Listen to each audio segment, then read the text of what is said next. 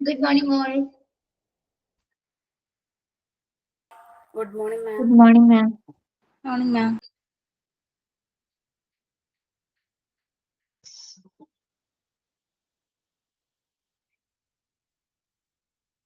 കുറെ ദിവസമായില്ലേ കണ്ടിട്ട്? പെരുന്നാളിന്റെ അവധിയൊക്കെ ആയിട്ട് ക്ലാസ് ഒക്കെ പോയില്ലേ മിസ്സിന്റെ മൺഡേ?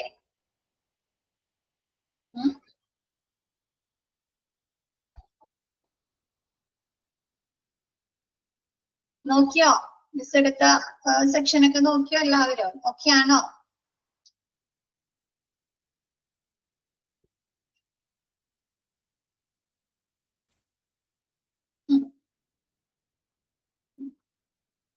പെരുന്നാളൊക്കെ എങ്ങനെ ഉണ്ടായിരുന്നു?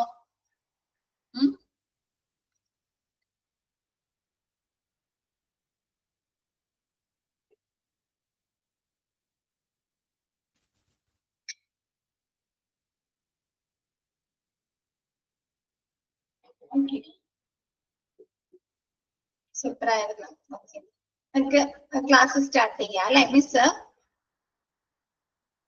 കെ വരെയല്ലേ എടുത്തത്? കീ പെർഫോമൻസ് ഇൻഡിക്കേറ്റേഴ്സില് കെ വരെയല്ലേ എടുത്തിരുന്നത്? ഓക്കെ, നെക്സ്റ്റ് എല്ലാം percentage of transfusion.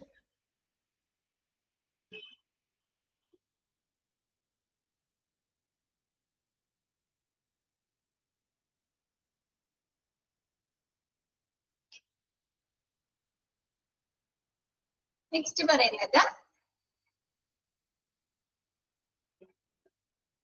Percentage of transfusion reaction അല്ലെ? നമുക്ക് അറിയാം എന്താണ് ബ്ലഡ് ട്രാൻസ്ഫ്യൂഷൻ നടക്കുക അല്ലെ? ഡോണറും റെസിപ്പിയന്റും ഉണ്ടാവും അല്ലെ? അപ്പൊ കുറച്ച് ടേംസ് ആൻഡ് കണ്ടീഷൻസ് ഉണ്ട് അല്ലെ? ഡോണറുടെ കയ്യിൽ നിന്ന് റെസിപ്പിയന്റ് ആ ബ്ലഡ് സ്വീകരിക്കണമെങ്കിൽ കുറച്ച് കണ്ടീഷൻസിലെ ബ്ലഡ് ഗ്രൂപ്പുകൾ മാച്ച് ആവണം അല്ലെ? ആ ബ്ലഡ് ഗ്രൂപ്പ് മാച്ച് ആവണം. പിന്നെ എന്താണ്, കൊടുക്കുന്ന ആൾക്ക് യാതൊരു തരത്തിലുള്ള ഇൻഫെക്ഷൻസും ബുദ്ധിമുട്ട് ഹെൽത്ത് പ്രോബ്ലംസ് ഉണ്ടാകാൻ പാടില്ല അല്ലെ? ഇതാണ്. അപ്പൊ എന്ത് ചെയ്യും? ഇവര് കറക്റ്റ് ആയിട്ട് ഇവര് ടെസ്റ്റുകളൊക്കെ നടത്തിയിട്ടല്ലേ ബ്ലഡ് ട്രാൻസ്ഫ്യൂഷൻ നടത്തുന്നത്? ഹോസ്പിറ്റലില് ശരിയായ രീതിയിൽ ചെക്കപ്പുകള് ടെസ്റ്റുകളൊക്കെ നടത്തിയിട്ടാണ് അല്ലെ ട്രാൻസ്ഫ്യൂഷൻ നടത്തുന്നത്. പക്ഷെ അങ്ങനെയൊന്നും ചെയ്യാതെ അങ്ങനെ എന്തെങ്കിലും റിയാക്ഷൻ ബ്ലഡ് ട്രാൻസ്ഫ്യൂഷന്റെ സമയത്ത് രോഗിക്ക് ബ്ലഡ് സ്വീകരിക്കുന്ന ആൾക്ക് എന്തെങ്കിലും റിയാക്ഷൻസ് സംഭവിച്ചിട്ടുണ്ടെങ്കിൽ അതിന്റെ പെർസെന്റേജ് നോക്കുന്നുണ്ട്. ഓക്കെ ആണോ? അത് ചിലപ്പോ അവർക്ക് ഇൻഫെക്ഷൻസ് വരാം അല്ലെ? ചിലപ്പോ എന്താണ്, കൊടുക്കുന്ന ആൾക്ക് HIV പോലെയുള്ള എന്തെങ്കിലും രോഗങ്ങൾ ഉണ്ടെങ്കിൽ അത് ബ്ലഡ് സ്വീകരിക്കുന്ന ആൾക്ക് വരുമല്ലോ, ഇൻഫെക്ഷൻസ് വരാം, അസുഖങ്ങൾ വരും അല്ലേ?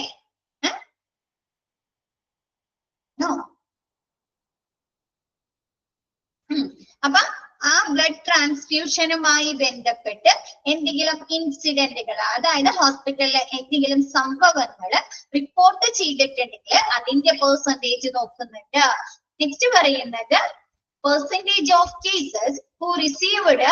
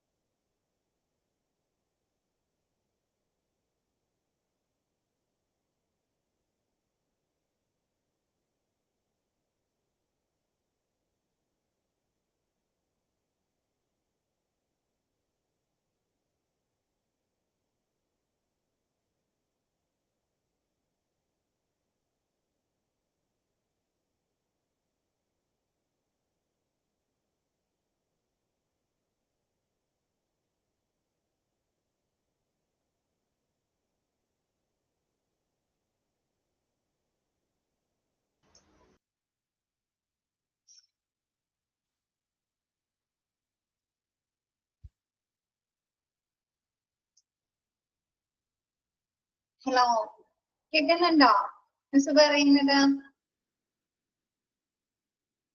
ഓക്കെ, നെറ്റ് ഇഷ്യൂ ആയിരുന്നു കേട്ടോ. കുറച്ച് സമയം നെറ്റിന്റെ പ്രോബ്ലം ഉണ്ടായിരുന്നു, അതുകൊണ്ടാണ് കേട്ടോ.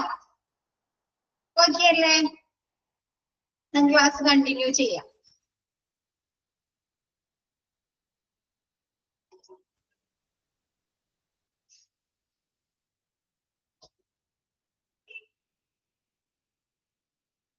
Next, percentage of cases who received suitable prophylactic antibiotics within the specific time frame. അല്ലെ, നമുക്കറിയാം, നമുക്കൊരു ആന്റിബയോട്ടിക്സ് തരാണെങ്കിൽ ഒരു ടൈം പീരീഡ് ഉണ്ടാവില്ലേ? അല്ലെങ്കിൽ ഒന്നില്ലെങ്കിൽ ഒരു 3 ദിവസം, അല്ലെങ്കിൽ ഒരു 5 ദിവസം, അല്ലെങ്കിൽ ഒരു 7 ദിവസം, അങ്ങനെയല്ലേ കഴിക്കുന്നത്?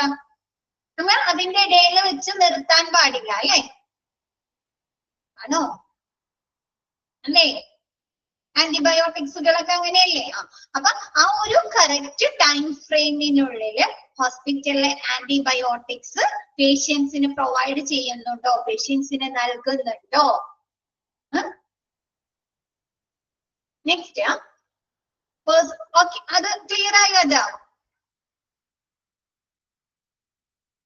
ആ ഒരു സ്പെസിഫിക് ടൈം ഫ്രെയിമിനുള്ളില്, ആ ഒരു ടൈം പീരീഡ്, അതായത് ഒരു 3 ദിവസമാണെങ്കിൽ ആ 3 ദിവസത്തിനുള്ളില്, ഒരു 5 ദിവസമാണെങ്കിൽ ആ ഒരു 5 ദിവസത്തിനുള്ളില് പേഷ്യൻസിന് എന്താണ് കറക്റ്റ് രീതിയിൽ ആ ഒരു ആന്റിബയോട്ടിക്സ് പ്രൊവൈഡ് ചെയ്യുന്നുണ്ടോ?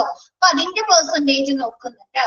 നെക്സ്റ്റ് പറയുന്നത് percentage of surgeries where the organization procedures to prevent hostile events like wrong site, wrong patient and wrong surgery have been adhered to. നമ്മ പേപ്പറിലും ന്യൂസിലൊക്കെ കാണാറുണ്ട് അല്ലെ? റോങ് സർജറി, ഒരു പേഷ്യന്റിന്റെ റോങ് സൈറ്റിൽ സർജറി ചെയ്തു, അല്ലെങ്കിൽ സർജറി മാറിപ്പോയി എന്നൊക്കെ പറഞ്ഞ് കേൾക്കാറില്ലേ? വയറിന് ചെയ്യേണ്ടടുത്ത് കാലിന് ചെയ്തു അല്ലെ?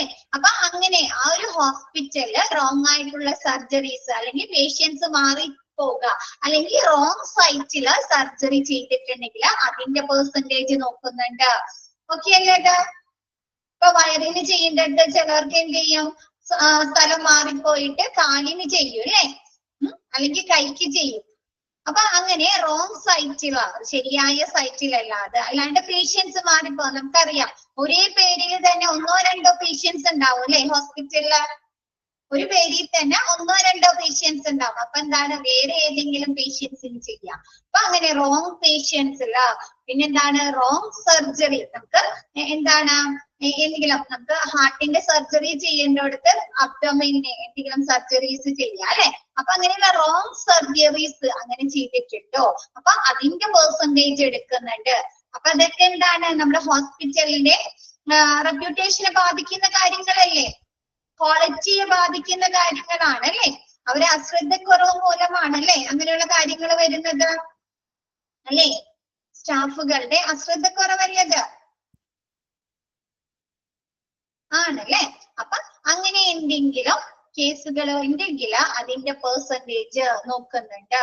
നെക്സ്റ്റ് പറയുന്നത് മെഡിക്കേഷൻ എറർ റേറ്റ് അല്ലെ? എന്താണ്, മരുന്നുകൾ മാറിക്കൊടുക്കുക അല്ലെ? ഡോസിൽ മാറാം, മരുന്നുകളിൽ മാറ്റങ്ങൾ വരാം അല്ലെ? അപ്പൊ അങ്ങനെ എന്താണ് മെഡിക്കേഷൻ എറർ, അങ്ങനെ എത്ര സംഭവങ്ങൾ ഹോസ്പിറ്റലിൽ ഉണ്ടായിട്ടുണ്ട്, അതിന്റെ പെർസെന്റേജ് നോക്കുന്നു.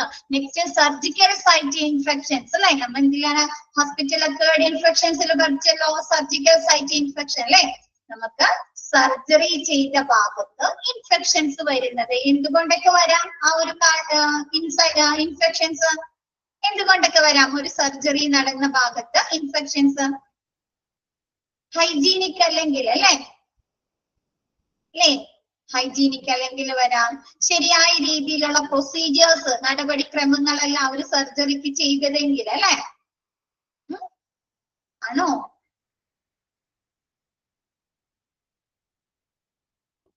ആണോ? എന്താണ് ആരൊന്നും മിണ്ടാത്തെ? മനസ്സിലാകുന്നില്ലേ? എന്തു പറ്റി? ഒരനക്കോ ഇല്ലല്ലോ ഒന്ന്? എന്തു പറ്റി? പിന്നെ ആർക്കും ഒരു അനക്കോ ഇല്ല? ഇങ്ങനെയല്ലല്ലോ, നല്ല ആക്റ്റീവ് ആണല്ലോ എല്ലാവരും ക്ലാസ്സില്. പിന്നെന്താ പ്രശ്നം? മിസ് എടുക്കുന്നത് ക്ലിയർ ആവുന്നില്ലേ?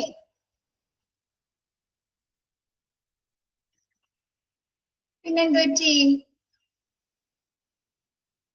ഓക്കെ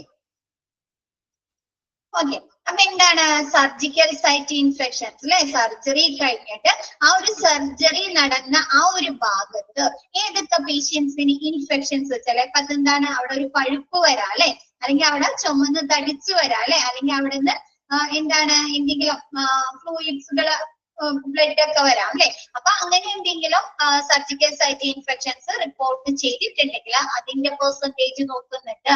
നെക്സ്റ്റ് പറയുന്നത് standardized mortality ratio in ICU ലെ, ICUയിലെ നമ്മുടെ ഇന്റൻസീവ് കെയർ യൂണിറ്റില് എത്ര മരണങ്ങൾ സംഭവിച്ചിട്ടുണ്ട് അതിന്റെ പെർസെന്റേജ് നോക്കുന്നു. അതൊന്ന് എക്സ്പ്ലനേഷൻ വേണ്ടല്ലോ മക്കളെ. ICUയില് മോർട്ടാലിറ്റി, അതായത് മരണം സംഭവിച്ചിട്ടുണ്ടെങ്കിൽ അതിൽ ICUയിൽ എത്ര പേഷ്യൻസിനെ കൊണ്ടുവന്നിട്ട് അതിൽ എത്ര പേഷ്യൻസിന് മരണം സംഭവിച്ചിട്ടുണ്ട് അതിന്റെ പെർസെന്റേജ്. ഇത് നിങ്ങൾ ക്വാളിറ്റി മാനേജ്മെന്റിൽ പഠിക്കുന്നുണ്ടോ അല്ലേ? ഇതിന്റെയൊക്കെ ആ ഒരു ഇക്വേഷൻ പഠിക്കുന്നുണ്ട് അല്ലെ? ഇക്വേഷൻ പഠിക്കുന്നില്ലേ? അപ്പൊ എന്താണ് standardized mortality ratio in ICU. Next പറയുന്നത് return to the emergency department within 72 hours with similar presenting complaints അല്ലെ. ഇപ്പൊ നമുക്ക് നമ്മുടെ എമർജൻസി ഡിപ്പാർട്ട്മെന്റിൽ ഒരു പേഷ്യന്റിന് നെഞ്ചിന് എന്തെങ്കിലും ബുദ്ധിമുട്ട്, ഹാർട്ട് റിലേറ്റഡ് ആയിട്ടുള്ള എന്തെങ്കിലും പ്രോബ്ലംസ് ആയിട്ട് ഒരു പേഷ്യന്റിനെ കൊണ്ടുവന്നു. അപ്പൊ അവർക്ക് വേണ്ട ട്രീറ്റ്മെന്റുകൾ കൊടുത്ത് അവര് റിക്കവർ ആയതിനു ശേഷം അവരവിടെ നിന്ന് വിട്ടയക്കും അല്ലെ, ഡിസ്ചാർജ് ചെയ്യാലോ.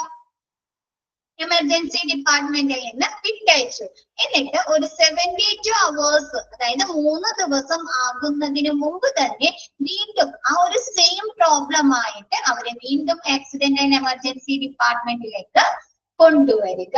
അതാണ് return to emergency department within 72 hours with similar presenting complaints.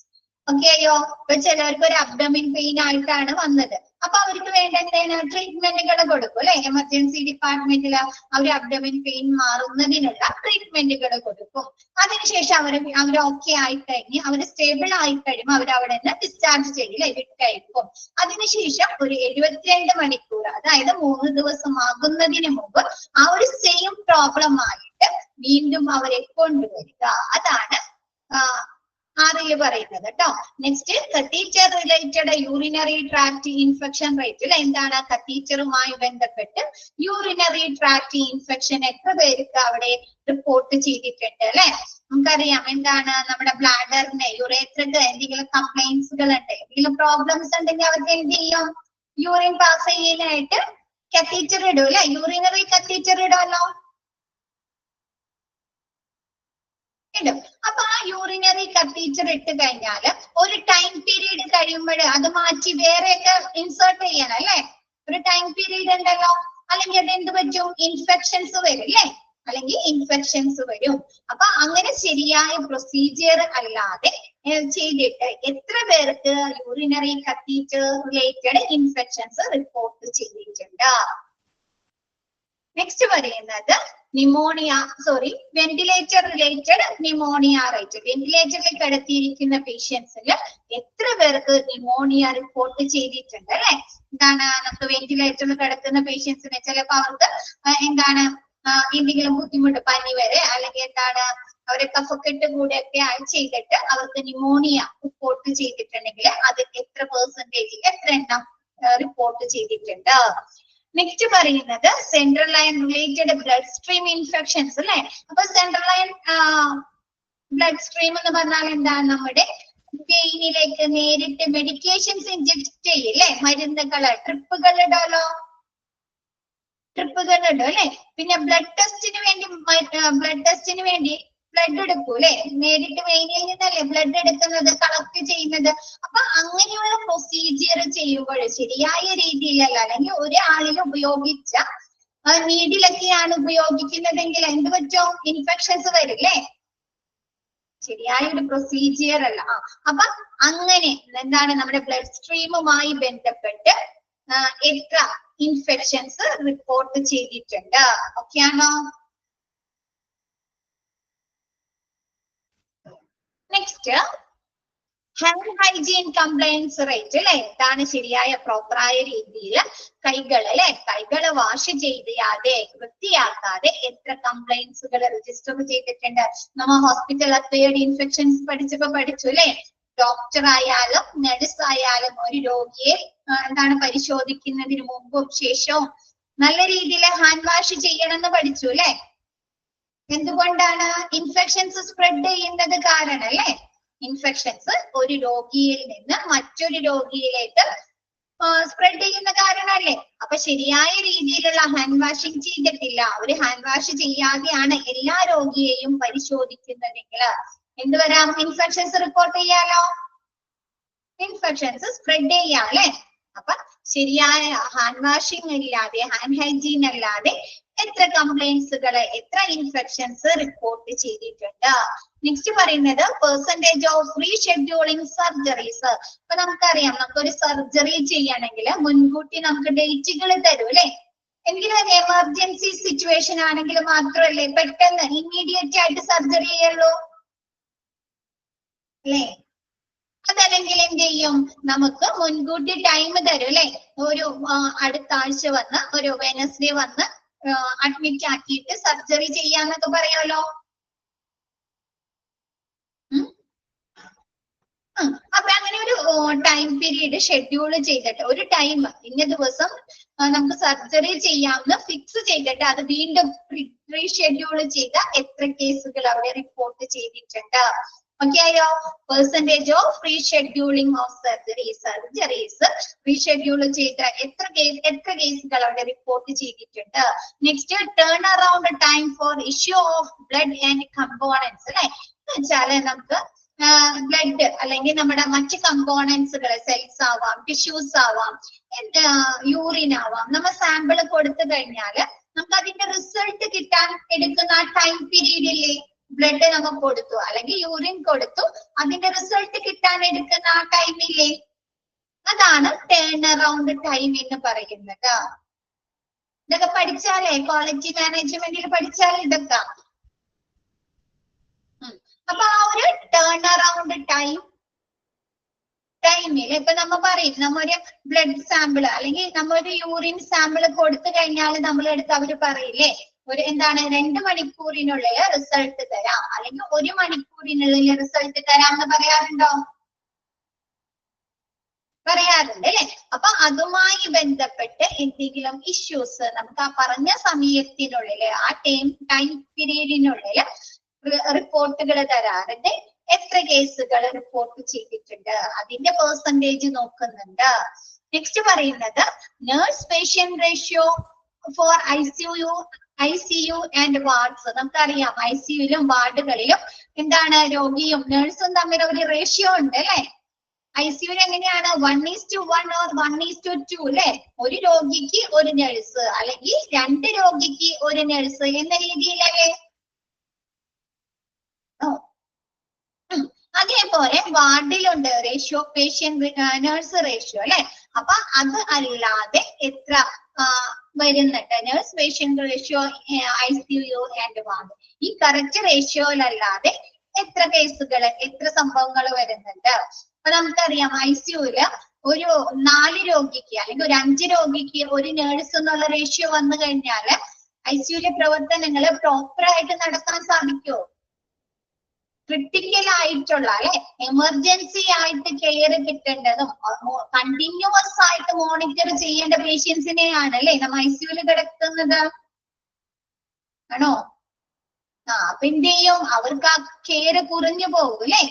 അപ്പൊ അതുകൊണ്ട് ഇങ്ങനെ എന്തെങ്കിലും പ്രോബ്ലം, ആ റേഷ്യോയില് എന്തെങ്കിലും വ്യത്യാസങ്ങൾ വരുന്നുണ്ടോ, അതിന്റെ പെർസെന്റേജ് നോക്കുന്നുണ്ട്.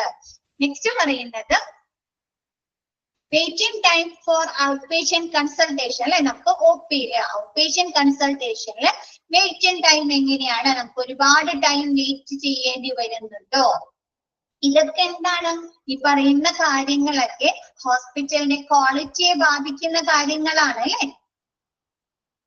ആണോ? ഹോസ്പിറ്റലിലെ പെർഫോമൻസിനെ അല്ലെ, ഫങ്ഷൻസിനെ അല്ലെ ബാധിക്കുന്ന കാര്യങ്ങളാണ് അല്ലെ. അപ്പൊ എന്താണ്? ഔട്ട് പേഷ്യന്റ് ഡിപ്പാർട്ട്മെന്റിലെ, അതായത് നമ്മുടെ OP കൺസൾട്ടേഷനിലെ ഡോക്ടറെ കാണുന്നതിന് വേണ്ടി എത്ര സമയം വെയിറ്റ് ചെയ്യേണ്ടി വന്നിട്ടുണ്ട് അത് നോക്കുന്നുണ്ട്. നെക്സ്റ്റ് പറയുന്നത് stock out rate of emergency medications. നമുക്കറിയാം നമ്മുടെ ആക്സിഡന്റ് ആൻഡ് എമർജൻസി ഡിപ്പാർട്ട്മെന്റില് നമ്മ പഠിച്ചു അല്ലെ, എമർജൻസി മെഡിസിനുകള് നമ്മ കീപ്പ് ചെയ്യണം അല്ലെ, കറക്റ്റ് ഒരു എമൗണ്ടിൽ ഒരു അളവില് സൂക്ഷിക്കണം അല്ലെ. ഏത് സമയത്ത് ഏത് മെഡിസിൻ ആണ് ആവശ്യം വരിക, ഏത് എമർജൻസി മെഡിസിൻ ആണ് ആവശ്യം വരിക എന്ന് പറയാൻ പറ്റില്ല അല്ലെ. അപ്പൊ എന്താണ്, എമർജൻസി മെഡിസിനുകൾ സ്റ്റോക്ക് ഔട്ട് ആയി പോയാൽ തീർന്നു പോയിട്ടുള്ള എത്ര സംഭവങ്ങൾ റിപ്പോർട്ട് ചെയ്തിട്ടുണ്ട്. ചിലപ്പോ അങ്ങനെ എമർജൻസി മെഡിസിനുകൾ തീർന്നു പോയ സംഭവങ്ങൾ ഉണ്ടായിട്ടുണ്ടെങ്കിൽ എന്ത് പറ്റാം, പേഷ്യൻസിന് മരണം സംഭവിക്കാം അല്ലെ. ആ ഒരു കറക്റ്റ് ടൈമിൽ ആ മരുന്ന് അവർക്ക് പ്രൊവൈഡ് ചെയ്യാതെ പേഷ്യൻസിന് മരണം സംഭവിക്കാലോ, ഡെത്ത് സംഭവിക്കാം അല്ലെ. അപ്പൊ അങ്ങനെ എത്ര കേസുകൾ, എത്ര ഇൻസിഡന്റുകൾ റിപ്പോർട്ട് ചെയ്തിട്ടുണ്ട്. നെക്സ്റ്റ് പറയുന്നത് patient fall rate. Patient fall rate എന്ന് പറഞ്ഞാല് ഹോസ്പിറ്റലിൽ വന്നിട്ട് പേഷ്യൻസിന് എന്തെങ്കിലും വീഴ്ചകൾ സംഭവിക്കുമല്ലോ. ഇപ്പൊ ഞാൻ പറഞ്ഞുതരാം, നമുക്ക് ലേബർ റൂമിൽ നിന്ന് ഡെലിവറി ഒക്കെ കഴിഞ്ഞതിന് ശേഷം അല്ലെങ്കിൽ ഒരു ഓപ്പറേഷൻ കഴിഞ്ഞതിന് ശേഷം നമ്മുടെ പേഷ്യന്റിനെ റൂമുകളിലേക്കൊക്കെ ഷിഫ്റ്റ് ചെയ്യുമല്ലോ. ഒരു എക്സാമ്പിൾ ആണ് കേട്ടോ, ഇത് പെട്ടെന്ന് ക്ലിയർ ആവാൻ വേണ്ടി പറയാം. എക്സാമ്പിൾ ഷിഫ്റ്റ് ചെയ്യാലോ. ഷിഫ്റ്റ് ചെയ്യുന്ന സമയത്ത് എന്താണ്, എങ്ങനെയാണ് ഇവര് ഷിഫ്റ്റ് ചെയ്യുന്നത്, വീൽ ചെയേഴ്സിലൊക്കെ ആയിരിക്കും അല്ലെ. വീൽ ചെയേഴ്സിൽ എന്തുകൊണ്ടാണ് അങ്ങനെ അവര് ഷിഫ്റ്റ് ചെയ്യുന്നത്? അവരുടെ ബോഡി അത്രയും വീക്ക് ആയിരിക്കും. അവര് നടന്നു പോകുകയാണെങ്കിൽ ചിലപ്പോ അവര് എന്ത് പറ്റും, തലകറങ്ങി വീഴാനുള്ള സാധ്യതകളൊക്കെ ഉണ്ട് അല്ലെ, ഫോൾ ചെയ്യാനുള്ള സാധ്യത ഉണ്ടായല്ലോ. അവരുടെ ബോഡി അത്രയും വീക്ക് ആയിരിക്കും അല്ലെ. ഇപ്പൊ പേഷ്യന്റിനോട് പറയാണ്, ഇപ്പൊ കഴിഞ്ഞ ഇവിടുത്തെ പ്രൊസീജിയർ കഴിഞ്ഞെന്ന് പറഞ്ഞാൽ അവര് നടന്നു പോകുകയാണെങ്കിൽ എന്താണ്, അവർക്ക് വീഴ്ച സംഭവിക്കാലോ. അതെന്തുകൊണ്ടാണ്, അവർക്ക് ശരിയായ ഒരു കെയർ കൊടുക്കാണ്ടല്ലേ അങ്ങനെ ഒരു ഇൻസിഡന്റ് സംഭവിക്കുന്നത്. അവർക്ക് ശരിയായ രീതിയിലുള്ള ഒരു കെയർ കൊടുക്കാണ്ടല്ലേ. അപ്പൊ അങ്ങനെ എന്താണ്, പേഷ്യന്റിന്റെ ഫോൾ റേറ്റ് എത്ര എണ്ണം അവിടെ റിപ്പോർട്ട് ചെയ്ത് ഏത് രീതിയിലാവാട്ടെ. ഇപ്പൊ മിസ് ഒരു എക്സാമ്പിൾ പറഞ്ഞതാണ്, ലേബർ റൂമിൽ നിന്ന് മാറ്റാം, ഓപ്പറേഷൻ റൂമിൽ മാറ്റുമ്പോൾ കറക്റ്റ് രീതിയിൽ അവരെ മാറ്റി ഷിഫ്റ്റ് ചെയ്യാത്തത് കൊണ്ട് അല്ലെ. അത് പല കേസുകൾ പറയാലോ. കറക്റ്റ് രീതിയിൽ എക്യുപ്മെന്റ്സുകൾ അല്ലെങ്കിൽ എന്താണ് ട്രിപ്പ് ഇടുന്ന സ്റ്റാൻഡുകള് കറക്റ്റ് രീതിയിൽ വെച്ചില്ലെങ്കിലും പേഷ്യന്റ് തട്ടി വീഴാം അല്ലെ. അപ്പൊ നമുക്ക് പല കേസുകളും പറയാം. അപ്പൊ അങ്ങനെ പേഷ്യന്റിന്റെ ഫോൾ റേറ്റ് എത്ര എണ്ണം അവിടെ റിപ്പോർട്ട് ചെയ്തിട്ടുണ്ട്. നെക്സ്റ്റ് പറയുന്നത് suitable handovers during shift changes separate for doctors and nurses. നമുക്കറിയാം നമ്മുടെ ഹോസ്പിറ്റലില് ഡ്യൂട്ടി അവേഴ്സ് ഉണ്ട് അല്ലെ, ഡോക്ടേഴ്സിനും നഴ്സുമാർക്കും ഡ്യൂട്ടി അവേഴ്സ് ഉണ്ടല്ലോ. മോർണിംഗ് 8 to 6 അല്ലെങ്കിൽ 8 to 5 അല്ലെ. അത് കഴിയുമ്പോ നെക്സ്റ്റ് ഗ്രൂപ്പുകൾ ഇൻചാർജ് ചെയ്യും അല്ലെ. ആ സമയത്ത് എന്ത് ചെയ്യണം, ആദ്യം ഡ്യൂട്ടിയിലുള്ള സിസ്റ്റർമാരെ അല്ലെങ്കിൽ ഡോക്ടേഴ്സ് ഈ രോഗിയെ കുറിച്ചുള്ള എല്ലാ വിവരങ്ങളും അവർക്ക് കൈമാറണം അല്ലെ. ഇന്ന മരുന്നുകൾ കൊടുക്കണം, ഇന്ന സമയത്ത് മരുന്നുകൾ കൊടുക്കണം അല്ലെ, അല്ലെങ്കിൽ ഇന്ന ടെസ്റ്റുകൾ പറഞ്ഞിട്ടുണ്ട്, ഇന്ന സമയത്ത് പോയി ഇൻജക്ഷൻ എടുക്കണം അല്ലെ. ഒരുപാട് കാര്യങ്ങൾ പറഞ്ഞു കൊടുക്കാനേ. പേഷ്യന്റിന്റെ കണ്ടീഷൻ ഇങ്ങനെയാണ് അല്ലെ, ഹെൽത്ത് കണ്ടീഷൻ ഇങ്ങനെയാണ് ആണോ. അപ്പൊ ശരിയായ രീതി സൂറ്റബിൾ ഹാൻഡ് ഓവർ അല്ലാതെ എന്തെങ്കിലും കേസുകൾ അതെല്ലാം പറഞ്ഞു കൊടുത്തില്ല, നമ്മ ശരിയായ രീതിയിൽ നമ്മ ഷിഫ്റ്റ് മാറുന്ന നഴ്സുമാര് അല്ലെങ്കിൽ ഡോക്ടേഴ്സ് പറഞ്ഞു കൊടുത്തില്ലെങ്കിൽ എന്ത് പറ്റാം, പല എറേഴ്സും സംഭവിക്കാലോ. പേഷ്യന്റിന് കൊടുക്കുന്ന മരുന്നുകളില് ഇൻജക്ഷൻസില് അവർക്ക് കൊടുക്കേണ്ട പ്രൊസീജിയേഴ്സില് ഒക്കെ തെറ്റുകൾ സംഭവിക്കാം അല്ലെ. അപ്പൊ സ്യൂട്ടബിൾ ആയിട്ടുള്ള ഹാൻഡ് ഓവർ അല്ലാതെ എത്ര കേസുകൾ അവിടെ എന്തെങ്കിലും ഇൻസിഡന്റുകൾ റിപ്പോർട്ട് ചെയ്തിട്ടുണ്ടോ. Next complaints rate to medication prescription in Capitals.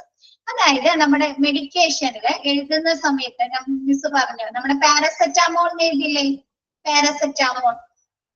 പാരസെറ്റാമോളിനെ നമുക്ക് അബ്രിവിയേഷൻ ഫോമില് നമുക്ക് എന്ത് എഴുതാം, ക്യാപിറ്റൽ ലെറ്ററില് PCM എന്ന് എഴുതാം. മിസ് ഒരു എക്സാമ്പിൾ പറയുന്നതാണ് കേട്ടോ. നമുക്ക് PCM എന്ന് എഴുതാം. അതേപോലെ പല മെഡിസിനുകളും നമുക്ക് അങ്ങനെ എഴുതാം. അപ്പൊ ഇതിൽ ഏതെങ്കിലും ഒരു ലെക്ചർ മാറിപ്പോയി കഴിഞ്ഞാല് എറർ സംഭവിക്കാം അല്ലെ. പാരസെറ്റാമോൾ എന്നുള്ളടത്ത് വേറെ ഏതെങ്കിലും മരുന്ന് അവർക്ക് കൊടുക്കാം അല്ലെ. അപ്പൊ അതെന്തെയും അവരെ ഹെൽത്തിനെ ബാധിക്കുള്ളത്, ഹെൽത്തിന് ഇഷ്യൂസ് ഉണ്ടാക്കും അല്ലെ. അപ്പൊ അങ്ങനെ എന്തെങ്കിലും കംപ്ലൈന്റ്സുകൾ അവിടെ റിപ്പോർട്ട് ചെയ്തിട്ടുണ്ടോ? ഓക്കെ ആണോ? Okay okay. അപ്പൊ അത്രയാണ് നമുക്ക് ഇത് പറയുന്നത് കേട്ടോ. കീ പെർഫോമൻസ് ഇൻഡിക്കേറ്റേഴ്സ് അത്രയാണ് പറയുന്നത്. നെക്സ്റ്റ് പറയുന്നത് എന്താണ്? സൈനേജ്. നമ്മൾ എന്താ പറഞ്ഞുകൊണ്ടിരുന്നത്? നാബ് സ്റ്റാൻഡേർഡ്, നാബിന്റെ ഡോക്യുമെന്റേഷൻ ആവശ്യമായിട്ടുള്ള കാര്യങ്ങൾ അല്ലെ. നാബിന്റെ ഡോക്യുമെന്റേഷൻ ആവശ്യമായിട്ടുള്ള കാര്യങ്ങളല്ലേ. അപ്പൊ ഇത്രയും കീ പെർഫോമൻസ് ഇൻഡിക്കേറ്റേഴ്സിനെ കുറിച്ചുള്ള റിപ്പോർട്ടുകൾ അവർക്ക് സമർപ്പിച്ചിട്ടുണ്ടായിരിക്കണം. അപ്പൊ ആദ്യം പറഞ്ഞ മാനുവൽ വേണം അല്ലെ. മാനുവൽ വേണം, കമ്മിറ്റി വേണം, പിന്നെ കീ പെർഫോമൻസ് ഇൻഡിക്കേറ്റേഴ്സ്. നെക്സ്റ്റ് പറയുന്നത് signage. Bilingual, that includes patient rights and responsibilities അല്ലെ. എന്താണ്? പേഷ്യൻസിന്റെ അവകാശങ്ങളെ കുറിച്ചും റെസ്പോൺസിബിലിറ്റീസിനെ കുറിച്ചും എഴുതുന്ന മാനുവൽസ് ഉണ്ട്. മാനുവൽസ് എന്ന് പറഞ്ഞാൽ ഒരു രേഖ, ഡോക്യുമെന്റ്സുകൾ ഉണ്ടാവും. അത് ബൈലിംഗൽ, അതായത് ദ്വിഭാഷയില്. നമുക്കറിയാം ഇംഗ്ലീഷിലും മലയാളത്തിലും നമ്മൾ ഹോസ്പിറ്റലിൽ ചെല്ലുമ്പോൾ പല കാര്യങ്ങൾ എഴുതി വെച്ചിട്ടുണ്ടായിരിക്കുമല്ലോ. ഭ്രൂണഹത്യ പാടില്ല അല്ലെ. ഭ്രൂണഹത്യ പാടില്ല അല്ലെ. സ്കാനിങ്ങിന്റെ സമയത്ത് എന്താണ്, കുട്ടി ഏതാണെന്ന് മെൻഷൻ ചെയ്യാൻ പാടില്ല അല്ലെ. ഒരുപാട് കാര്യങ്ങൾ എഴുതി വെച്ചിട്ടുണ്ടല്ലോ. അപ്പൊ അത് ഒരു ഭാഷയിൽ മാത്രമാണ് എഴുതി വെക്കുന്നത് ആണോ? ഇംഗ്ലീഷിലുണ്ടാവും, മലയാളത്തിലുണ്ടാവും അല്ലെ. അതേപോലെ എന്താണ്, നമ്മുടെ പേഷ്യൻസിന്റെ റൈറ്റ്സും റെസ്പോൺസിബിലിറ്റി അങ്ങനെയുള്ള കാര്യങ്ങളെ കുറിച്ച് എഴുതുന്ന ഡോക്യുമെന്റ്സുകൾ, അതായത് ബൈലിംഗൽ, അതായത് ഇംഗ്ലീഷിലും വേണം മലയാളത്തിലും വേണം. അത് നാബിന്റെ ഇതിന് സ്റ്റാൻഡേർഡ്സിന് വേണ്ടി ആവശ്യമായിട്ടുള്ള ഡോക്യുമെന്റ് ആണ്. നെക്സ്റ്റ് സ്റ്റാഫ് ട്രെയിനിങ് റെക്കോർഡുകൾ. നമുക്കറിയാം ഹോസ്പിറ്റലിലെ സ്റ്റാഫുകൾക്ക് പല രീതിയിലുള്ള ട്രെയിനിങ്ങുകൾ കൊടുക്കുന്നുണ്ട് അല്ലെ. നമ്മൾ ഡിസാസ്റ്റർ പഠിച്ചപ്പോ പഠിച്ചു, മോക്ക് ഡ്രില്ലുകൾ കൊടുക്കുന്നുണ്ട് അല്ലെ. ഒരു ഡിസാസ്റ്റർ സംഭവിച്ചു കഴിഞ്ഞാൽ എങ്ങനെ അതിനു വേണ്ടി റെസ്പോണ്ട് ചെയ്യണം എന്നതിന് വേണ്ടി ട്രെയിനിങ് കൊടുക്കുന്നുണ്ടല്ലോ. അതേപോലെ ഹോസ്പിറ്റലിലെ പല സിറ്റുവേഷൻ, അതായത് അവരുടെ പ്രവർത്തനങ്ങളുമായി ബന്ധപ്പെട്ടാവാം, അവരുടെ ജോലിയുമായി ബന്ധപ്പെട്ടായിരിക്കാം, അതല്ലെങ്കിൽ പുതിയ കൊണ്ടുവരുന്ന എക്യുപ്മെന്റ്സുകളുമായി ബന്ധപ്പെട്ടായിരിക്കാം. അവർക്ക് ഒരുപാട് ട്രെയിനിങ്ങുകൾ ലഭിച്ചിട്ടുണ്ടായിരിക്കും. അപ്പൊ ആ സ്റ്റാഫുകൾക്ക് പ്രൊവൈഡ് ചെയ്യുന്ന ട്രെയിനിങ്ങുകളുടെ രേഖകൾ എഴുതിയിരിക്കുന്ന റെക്കോർഡ്. എന്തൊക്കെ ട്രെയിനിങ്ങുകൾ സ്റ്റാഫുകൾക്ക് പ്രൊവൈഡ് ചെയ്തിട്ടുണ്ട്? നെക്സ്റ്റ് പറയുന്നത് സ്റ്റാഫ് ഇമ്മ്യൂണൈസേഷൻ റെക്കോർഡ് അല്ലെ. നമുക്കറിയാം പലതരത്തിലുള്ള അസുഖങ്ങളുള്ള ആളുകൾ വരുന്നതാണ് അല്ലെ ഹോസ്പിറ്റലില്. ആണോ? ആണ്. അപ്പൊ ആരാണ് അവരെ ട്രീറ്റ്മെന്റ് ചെയ്യുന്നത്? ആരാണ് അവർക്ക് വേണ്ട പരിചരണങ്ങൾ കൊടുക്കുന്നത്? അവിടുത്തെ നഴ്സുമാര്, സ്റ്റാഫുകളല്ലേ. അപ്പൊ അവരെന്ത് ചെയ്തിട്ടുണ്ടായിരിക്കണം? ഇമ്മ്യൂണൈസേഷൻ, പ്രതിരോധ വാക്സിനുകൾ എടുത്തിട്ടുണ്ടായിരിക്കണം അല്ലെ. ഏത് രോഗിയെ നോക്കാനുമുള്ള പ്രതിരോധ വാക്സിനേഷൻ എടുത്തിട്ടുണ്ടായിരിക്കണല്ലോ. അപ്പൊ അത് സ്റ്റാഫ് ഇമ്മ്യൂണൈസേഷൻ റെക്കോർഡുകൾ ആവശ്യമായി വരുന്നുണ്ട്. നെക്സ്റ്റ് പറയുന്നത് സ്റ്റാറ്റ്യൂട്ടറി റിക്വയർമെന്റ്സ്. സ്റ്റാറ്റ്യൂട്ടറി റിക്വയർമെന്റ്സ് എന്ന് പറഞ്ഞാല് നിയമാനുസൃതമായിട്ട് ഒരു ഹോസ്പിറ്റലിന്റെ പ്രവർത്തനങ്ങൾക്ക് വേണ്ടി ആവശ്യമായി വരുന്ന രേഖകള് എന്തൊക്കെയായിരിക്കാം സ്റ്റാറ്റ്യൂട്ടറിയിൽ വരുന്നത്? പൊല്യൂഷൻ കൺട്രോൾ സർട്ടിഫിക്കറ്റ് വേണം അല്ലെ. ഒരു ഹോസ്പിറ്റലില് പൊല്യൂഷൻ കൺട്രോൾ സർട്ടിഫിക്കറ്റ് വേണമല്ലോ. ബയോമെഡിക്കൽ വേസ്റ്റ് സർട്ടിഫിക്കറ്റ് വേണം അല്ലെ. ആണോ? റേഡിയേഷൻ ലൈസൻസ് വേണം അല്ലെ. പിന്നെ എന്താണ്? ഫയർ ആൻഡ് സേഫ്റ്റി സർട്ടിഫിക്കറ്റ് വേണം അല്ലെ. ആണോ? ഇതിന്റെയൊക്കെ സർട്ടിഫിക്കറ്റ് വേണം. പിന്നെ എന്താണ്? ബ്ലഡ് ബാങ്ക് നടത്തുന്നുണ്ടെങ്കിൽ ബ്ലഡ് ബാങ്ക് റിലേറ്റഡ് ലൈസൻസ് വേണ്ടേ? അപ്പൊ ഇങ്ങനെയുള്ള സ്റ്റാറ്റ്യൂട്ടറി റിക്വയർമെന്റ്സ് നമുക്ക് നിയമാനുസൃതമായി ആവശ്യമായി വരുന്ന രേഖകൾ സമർപ്പിക്കണം.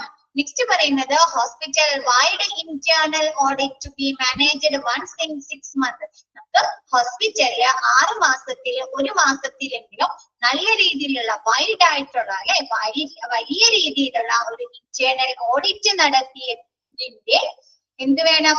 റിപ്പോർട്ട് സമർപ്പിച്ചിട്ടുണ്ടായിരിക്കണം.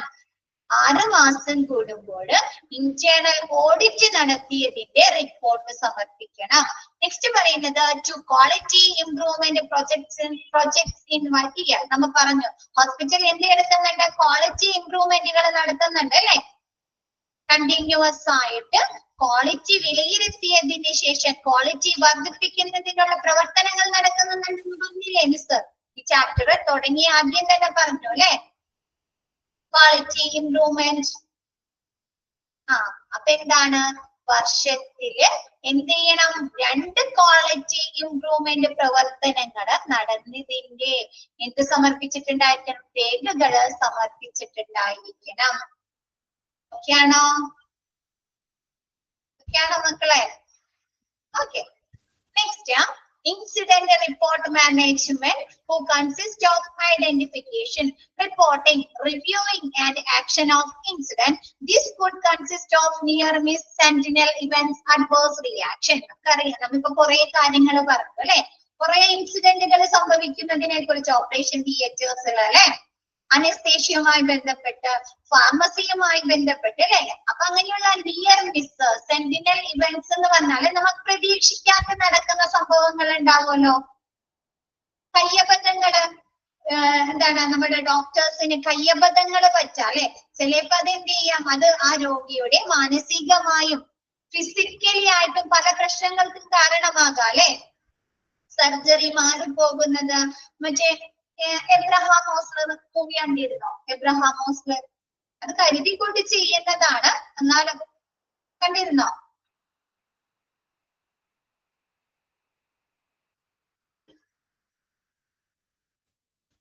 കണ്ടില്ല? കണ്ടോ? ഓക്കെ. അതില് ഒരു നടന്റെ എന്താണ്, ത്രോട്ടിന് നമ്മ സർജറി ചെയ്യലോ, അപ്പൊ ആളുടെ എന്ത് ചെയ്യും, ഒരു ഞരമ്പ് കട്ട് ചെയ്ത് പോകും അല്ലെ.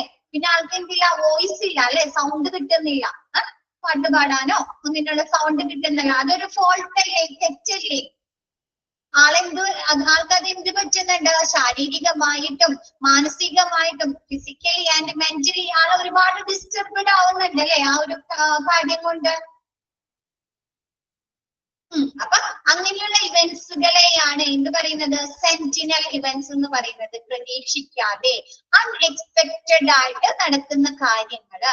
അപ്പൊ അങ്ങനെയുള്ള ഇവന്റ്സുകൾ അല്ലെങ്കിൽ അഡ്വേഴ്സ് റിയാക്ഷൻ, നമ്മൾ പറഞ്ഞു മരുന്നുകളൊക്കെ കഴിക്കുമ്പോൾ എന്താണ് റിയാക്ഷൻ സംഭവിക്കുക അല്ലെ. അപ്പൊ അങ്ങനെയുള്ള അഡ്വേഴ്സ് ഇവന്റ്സുകളൊക്കെ നടന്നിട്ടുണ്ട്, ഹോസ്പിറ്റലില് റിപ്പോർട്ട് ചെയ്തിട്ടുണ്ടെങ്കിൽ അത് ഇനി ഐഡന്റിഫൈ ചെയ്യാൻ അല്ലെ, മനസ്സിലാക്കുകയും അതിനു വേണ്ട റിപ്പോർട്ട് സമർപ്പിക്കുകയും ആ ഒരു ആക്ഷൻ അല്ലെങ്കിൽ അതുമായി ബന്ധപ്പെട്ട് ഹോസ്പിറ്റലുകാർ എന്തെങ്കിലും ആക്ഷൻ എടുക്കുമല്ലോ. ചിലപ്പോ എന്താണ്, അവർക്ക് എന്തെങ്കിലും നഷ്ടപരിഹാരങ്ങൾ കൊടുക്കും അല്ലെ, നഷ്ടപരിഹാരങ്ങൾ കൊടുക്കും. അതല്ലെങ്കിൽ അവർക്ക് എന്താണ് വേറെ എന്തെങ്കിലും ട്രീറ്റ്മെന്റുകൾ പ്രൊവൈഡ് ചെയ്യില്ലേ. അപ്പൊ അങ്ങനെ എന്തെങ്കിലും ആക്ഷൻ ആ ഇൻസിഡന്റുമായി നടന്നിട്ടുണ്ടെങ്കിൽ അതിന്റെയൊക്കെ റിപ്പോർട്ടുകൾ എന്തിനു കൊടുക്കണം, നമ്മുടെ ക്വാളിറ്റി, നമ്മുടെ നാബിന്റെ സ്റ്റാൻഡേർഡിന് വേണ്ടി ആവശ്യമായി വരുന്ന രേഖയാണ്, റിപ്പോർട്ടാണ്. ഓക്കെ ആണോ? അതൊക്കെ അല്ലേ? ഒന്ന് ജസ്റ്റ് ഒന്ന് മിസ് എടുത്ത ഭാഗങ്ങൾ ഒന്ന് വായിച്ചു നോക്കിയേ, പെട്ടെന്ന് ഒന്ന് വായിച്ചു നോക്കിയേ. മിസ് നെക്സ്റ്റും കൂടി എടുക്കാം, കുറച്ചും കൂടി എടുക്കാം കേട്ടോ, ക്വാളിറ്റി ഇൻഡിക്കേറ്റേഴ്സും കൂടി എടുക്കാം. ഒന്ന് വായിച്ചു നോക്കിയേ.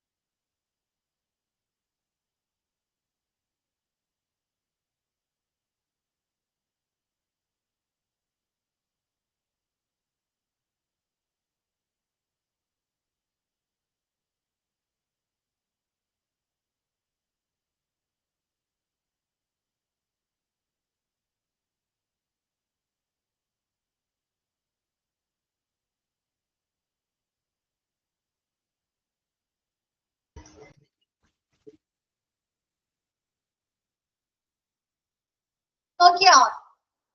ക്ലിയർ അല്ലേ? നെക്സ്റ്റ് എടുത്തോട്ടെ മിസ്. Quality indicators. നെക്സ്റ്റ് പറയുന്നത് ക്വാളിറ്റി ഇൻഡിക്കേറ്റേഴ്സ്.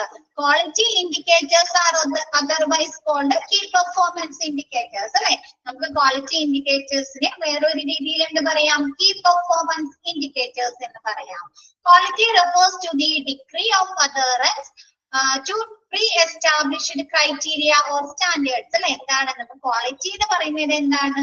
മുൻകൂട്ടി നിശ്ചയിച്ചിട്ടുള്ള അല്ലെ, പ്രീ എസ്റ്റാബ്ലിഷ്ഡ് ആയിട്ടുള്ള ക്രൈറ്റീരിയ, മാനദണ്ഡങ്ങളെയോ അതല്ലെങ്കിൽ സ്റ്റാൻഡേർഡ്സിനെയോ ആണ് അല്ലെ, നിലവാരങ്ങളെയാണ് ക്വാളിറ്റി എന്ന് പറയുന്നത്. നമ്മൾ പറഞ്ഞു, നമ്മൊരു ഡ്രസ്സ് വാങ്ങുകയാണെങ്കിൽ അതിന് ക്വാളിറ്റി ഉണ്ടെന്ന് പറയുന്നത് എന്തിന്റെ അടിസ്ഥാനത്തിലാണ്?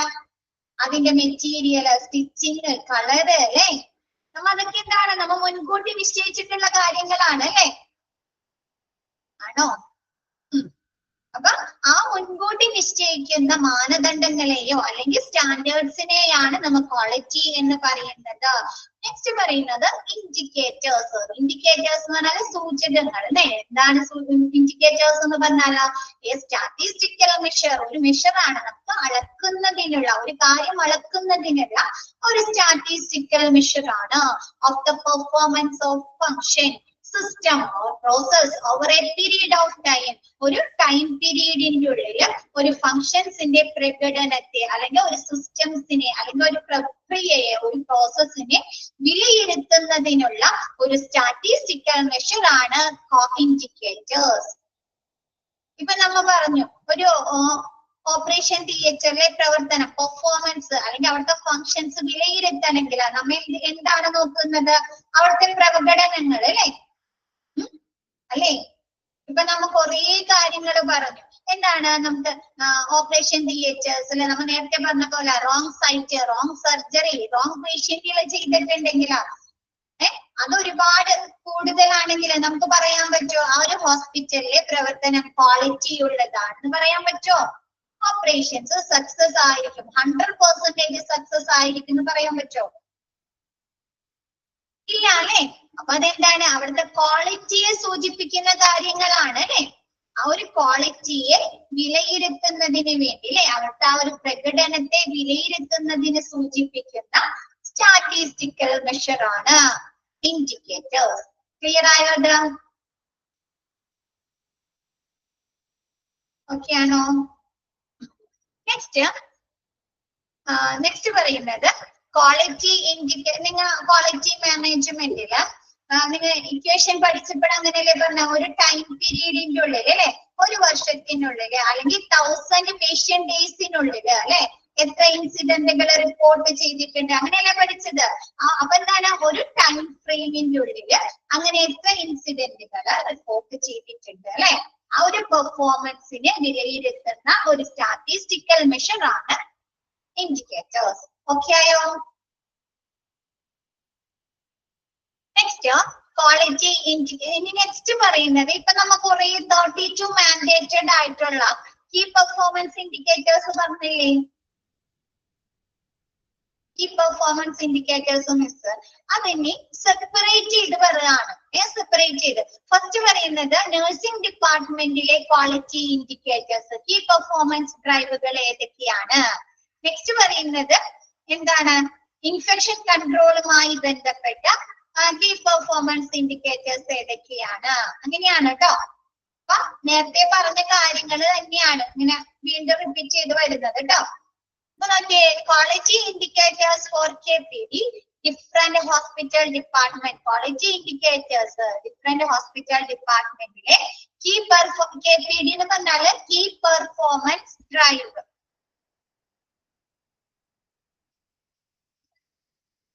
Key performance drive. Key performance drive. Key performance drive എന്ന് പറഞ്ഞു കഴിഞ്ഞാല് നല്ല പെർഫോമൻസ് ഒരു സെക്ഷനിൽ, അതായത് ഔട്ട് പേഷ്യന്റിൽ അല്ലെങ്കിൽ ഇൻ പേഷ്യന്റിൽ അല്ലെങ്കിൽ ഓപ്പറേഷൻ തിയേറ്ററിൽ നല്ല പെർഫോമൻസ് കാഴ്ചവെക്കാൻ അവരെടുക്കുന്ന ഒരു എഫേർട്ട് ഉണ്ടാവും അല്ലെ. ഇല്ലേ? നിങ്ങളൊരു എക്സാമിന് നല്ല മാർക്ക് സ്കോർ ചെയ്യാൻ നിങ്ങൾ എടുക്കുന്ന ഒരു എഫേർട്ട് ഇല്ലേ?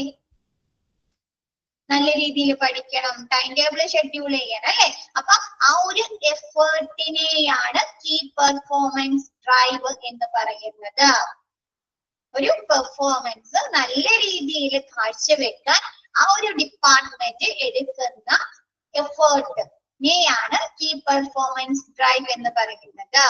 അപ്പൊ കെപിഡിയുടെ വിവിധ ആശുപത്രി വിഭാഗങ്ങളിലെ ഡിഫറെന്റ് ഡിപ്പാർട്ട്മെന്റുകളിലെ കീ പെർഫോമൻസ് ക്വാളിറ്റി ഇൻഡിക്കേറ്റേഴ്സ് ഏതെല്ലാമാണ്?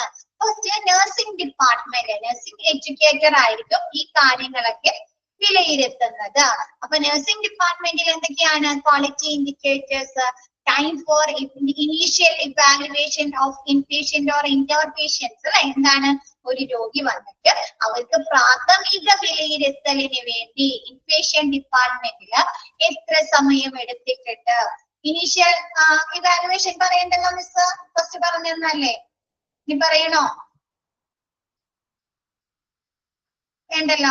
അപ്പൊ അങ്ങനെയുള്ള പ്രാഥമിക വിലയിരുത്തലിന് വേണ്ടി ഇൻപേഷ്യന്റ് ഡിപ്പാർട്ട്മെന്റിൽ ആ ഒരു നഴ്സിംഗ് സെക്ഷൻ എത്ര സമയം എടുത്തിട്ടുണ്ട്? രണ്ടാമത് പറയുന്നത് percentage of inpatient cases in which nursing care plan is documented. നമുക്കറിയാം, ഒരു ഹോസ്പിറ്റലിൽ ഒരു പേഷ്യന്റിനെ അഡ്മിറ്റ് ആക്കി കഴിഞ്ഞാൽ അവർ ആ ഡോക്യുമെന്റില് നഴ്സിംഗ് കെയറിനെ കുറിച്ച് എഴുതില്ലേ, റെക്കോർഡ് ചെയ്തിട്ടുണ്ടാവോ? നഴ്സിംഗ് കെയർ ഇന്ന ഇല്ലേ, ഇന്ന കാര്യങ്ങൾ നഴ്സുമാർ ചെയ്യണം എന്ന് പറഞ്ഞാൽ നമ്മൾ ഇതിന്റെ ലാസ്റ്റ് വരുമ്പോൾ ഒരു ഫീസ് തന്നെ അവർ ഈടാക്കാറുണ്ട്, നഴ്സിംഗ് കെയർ ചാർജ് എന്നും പറഞ്ഞിട്ട്. ശ്രദ്ധിച്ചിട്ടുണ്ട് അതൊക്കെ ഇല്ലേ? അപ്പൊ ശരിയായ രീതിയിൽ എന്താണ് നഴ്സിംഗ് കെയർ പ്ലാൻ രേഖപ്പെടുത്താത്ത എത്ര ഡോക്യുമെന്റുകൾ അവർ റിപ്പോർട്ട് ചെയ്തിട്ടുണ്ട്? അവരെ എത്ര എണ്ണം തയ്യാറാക്കിയിട്ടുണ്ട്? Next percentage of medication error അല്ലെ. ഇൻപേഷ്യന്റ് ഡിപ്പാർട്ട്മെന്റിൽ എത്ര പേഷ്യൻസിന് മെഡിക്കേഷൻ എറർ, മരുന്നുകൾ മാറി കൊടുത്തിട്ടുണ്ട്, അതിന്റെ പെർസെന്റേജ് നോക്കുന്നുണ്ട്. നെക്സ്റ്റ് പറയുന്നത് number of sentinel events reported, അതായത് ഇൻപേഷ്യന്റ് ഡിപ്പാർട്ട്മെന്റ് അല്ല നഴ്സിംഗ് ഡിപ്പാർട്ട്മെന്റിൽ അല്ലെ. അപ്പൊ നഴ്സുമാരാണ് ഈ കാര്യങ്ങളൊക്കെ ശ്രദ്ധിക്കേണ്ടത് അല്ലെ. അപ്പൊ എത്ര സെന്റിനൽ ഇവന്റ്സുകൾ റിപ്പോർട്ട് ചെയ്തിട്ടുണ്ട്? Gathered and examined with the defined time frame, അതായത് ഒരു ടൈം ഫ്രെയിം, അതായത് ഒരു വർഷത്തിനുള്ളിൽ അല്ലെങ്കിൽ ഒരു 6 മാസത്തിന്റെ ഉള്ളില് അല്ലെങ്കിൽ ഒരു 2 വർഷത്തിന്റെ ഉള്ളില് ഇങ്ങനെയുള്ള എത്ര സെന്റിനൽ ഇവന്റ്സുകൾ റിപ്പോർട്ട് ചെയ്തിട്ടുണ്ട്? അതുമായി ബന്ധപ്പെട്ട രേഖകൾ കളക്ട് ചെയ്യുകയും അത് എക്സാം പരിശോധിക്കുകയും ചെയ്യുക. A sentinel event is defined as any unanticipated events in a healthcare settings that result in death or serious physical or psychological injuries to patients. ഈ സെന്റിനൽ ഇവന്റ്സ് എന്ന് പറഞ്ഞാല് നമ്മൾ പ്രതീക്ഷിക്കാതെ അൺആന്റിസിപ്പേറ്റഡ് ആയിട്ടല്ലേ, നമ്മൾ പ്രതീക്ഷിക്കാതെ നടക്കുന്ന സംഭവങ്ങളാകാം. പക്ഷെ അതിന്റെ റിസൾട്ട് എന്ന് പറയുന്നത് എങ്ങനെയായിരിക്കാം? ഒരു ഹെൽത്ത് കെയർ സെറ്റിംഗ്സിൽ അതിന്റെ റിസൾട്ട് എന്ന് പറയുന്നത് ഒന്നില്ലെങ്കിൽ ആ പേഷ്യന്റിന് മരണം സംഭവിക്കാം, അല്ലെങ്കിൽ അവർക്ക് സീരിയസ് ആയിട്ടുള്ള ഫിസിക്കൽ അല്ലെങ്കിൽ സൈക്കോളജിക്കൽ ഇൻജുറീസ് സംഭവിക്കാം. ക്ലിയർ ആണോ? നമ്മൾ റോങ് ഫൈറ്റ് ചെയ്യാന്ന് പറഞ്ഞാല് ചിലപ്പോ അവര് ലൈഫ് ലോങ് വരും, അവർക്ക് അതൊരു ബർഡൻ പോലെ ആയിരിക്കും അല്ലെ. അവരതിന്റെ ആ ഒരു ഇത് അനുഭവിക്കേണ്ടി വരുമല്ലോ ലൈഫിൽ. പല കാര്യങ്ങളും നമ്മൾ കേൾക്കുന്നതാണ് അല്ലെ, റിപ്പോർട്ട് ന്യൂസുകളായിട്ടും അല്ലേ. ജീവിതാവസാനം വരെ അവരതുമായി ബന്ധപ്പെട്ട പ്രോബ്ലംസ് അനുഭവിക്കേണ്ടി വരില്ലേ അല്ലേ. അപ്പൊ അവരെന്താണ്, അത് മാനസികമായിട്ടും ശാരീരികമായിട്ടും അവർക്ക് ഒരുപാട് ബുദ്ധിമുട്ടുകൾ ഉണ്ടാക്കുന്നുണ്ട് അല്ലെ. അപ്പൊ അങ്ങനെയുള്ള കേസുകള്. നെക്സ്റ്റ് എന്താണ്, not connected with the natural cause of the patient illness, അത് അവർ അസുഖത്തിൽ നിന്ന് വരുന്നതാണെങ്കിൽ അത് നമുക്ക് എന്ത് പറയാൻ പറ്റില്ല? സെന്റിനൽ ഇവന്റ്സ് എന്ന് പറയാൻ പറ്റില്ല.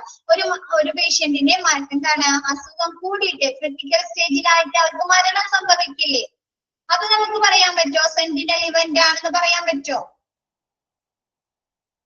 ഇല്ല അല്ലേ. ചിലപ്പോ ഇല്ല. അപ്പൊ അങ്ങനെയുള്ള കേസുകൾ പറയാൻ പറ്റില്ല.